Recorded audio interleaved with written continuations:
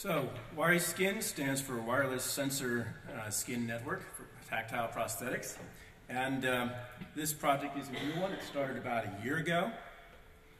What you see here are some of the kind of electric hands that exist today.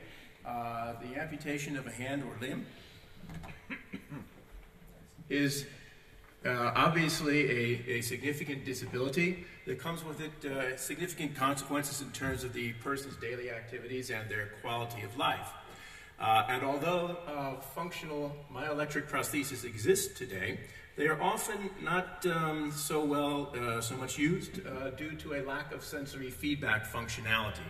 And we can imagine that as the world's population continues to grow and ages, that there will be more and more people with need for such prosthetic limbs due to various different reasons.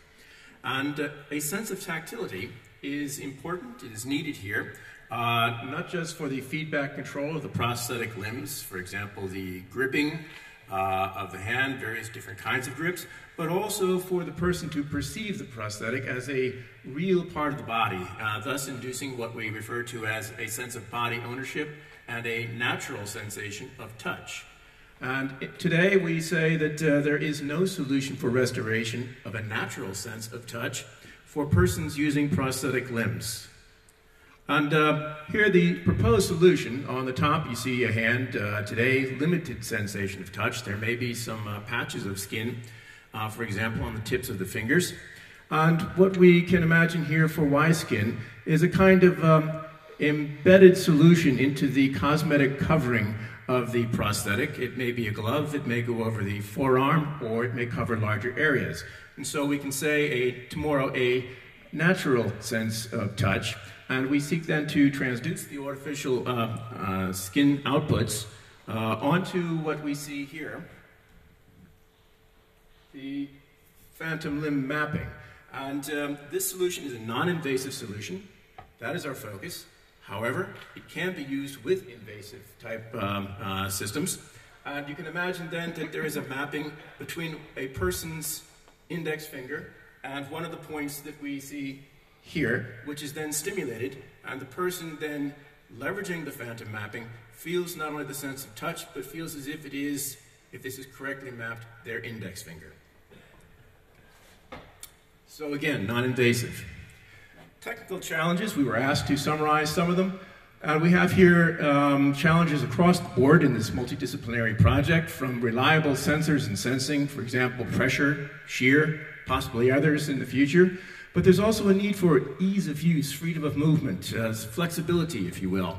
There should be a minimum impact on the autonomy of the myoelectric prosthesis. It does have a battery, but we need not to charge more than once per day.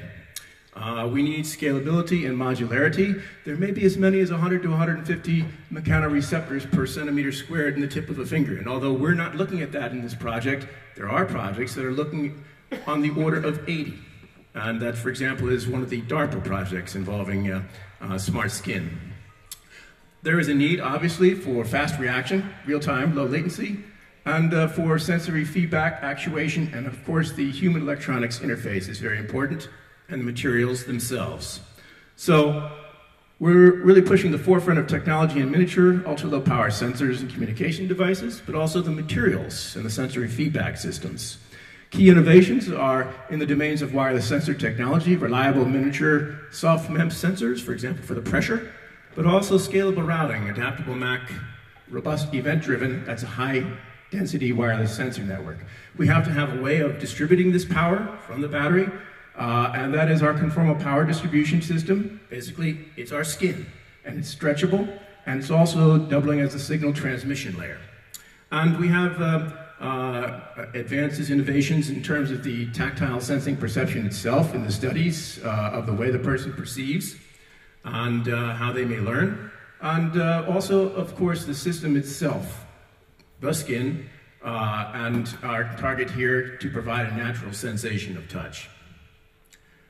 In terms of applications themselves, our focus has been on the non-invasive solutions for the tactile prosthetics. But of course, it can be used for invasive. It can be used in the sense of smart materials, for example, for braille displays for the blind, for rehabilitation, and for surgical simulators. It can be used for robots, where it covers large areas, in some cases for fine manipulation and gripping, but also for service robots, assisted living. And for other applications including commercial, touch screens, haptic feedback, and other haptic applications including smart gloves, for example, for firefighters. Thank you.